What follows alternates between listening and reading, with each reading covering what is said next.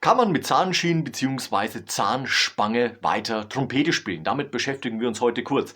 Hallo und herzlich willkommen zu einem neuen Frage-Antwort-Video rund ums Trompetespielen. Mein Name ist Nico von Nico Leikam Trompetentraining.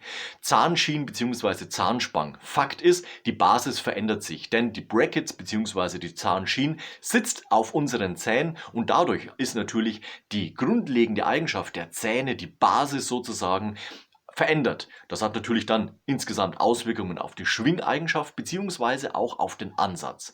Und da wirst du merken, wenn du zum Beispiel Brackets auf den Zähnen hast, da ist natürlich die Schwingeigenschaft der Lippe stark eingeschränkt. Das heißt, wenn du dann weiter Trompete spielen sollst, und anfänglich ist es natürlich mit Schmerzen verbunden, das ist ganz klar, denn du hast zwischen Zähnen und der Lippe natürlich jetzt diese Brackets, das tut weh, denn die Lippe wird etwas auf diese Brackets drücken, je nachdem, wie du Trompete spielst. Spielst du locker Trompete, wirst du weniger Probleme haben, spielst du eher fest, dann wirst du bemerken, dass es ordentlich weh tut. Das heißt für dich, trainiere unbedingt lockerer Trompete zu spielen. Solltest du fest mit der Trompete gegen die Lippen drücken, dann ist jetzt der Zeitpunkt, den du nutzen kannst, um lockerer Trompete spielen zu lernen.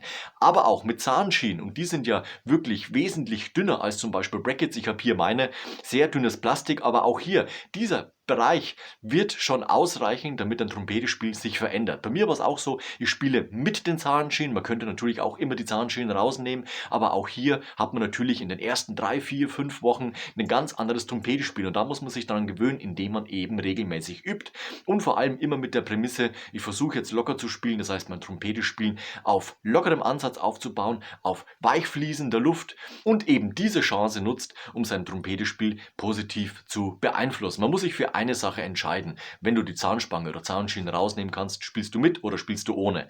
Bei einer festen Zahnspange stellt sich die Frage nicht. Du wirst aber definitiv weiter dein Instrument spielen können. Aber du musst dir natürlich Gedanken machen, wie möchte ich in Zukunft weiter spielen, beziehungsweise was muss ich machen, damit eben mein Trompetespiel auch weiterhin möglich ist. Du musst dich daran gewöhnen, das heißt regelmäßiges tägliches Üben, da kommst du nicht drum rum. Das heißt, dann wirst du auch schneller zu dem Punkt kommen, dass sich eben dein Trompetespielen wieder normalisiert. Spannend wird es natürlich dann auch, wenn du ohne Zahnschienen spielst, beziehungsweise die feste Zahnspange zum Beispiel rausbekommst, dann wirst du merken, oh Gott, ich habe ja so viel Platz und wie mache ich das jetzt genau mit der Lippe, wie mache ich das genau mit der Zunge. Also da ist auf jeden Fall wieder ein Rückkehr zur Normalität auch der Fall, aber natürlich auch wieder mit einer 4, 5, 6 Wochen Frist, wo sich alles wieder normalisieren muss, beziehungsweise du dich auch wieder neu gewöhnen musst. Ist ja ganz klar, durch die Brackets und die Schienen ist natürlich die Muskulatur anders beansprucht, das heißt, da muss wieder Muskulatur aufgebaut werden, beziehungsweise da normalisiert sich das Ganze wieder. Auch hier wieder täglich üben, dann funktioniert es. Mach's locker, dann tut's auch nicht so weh.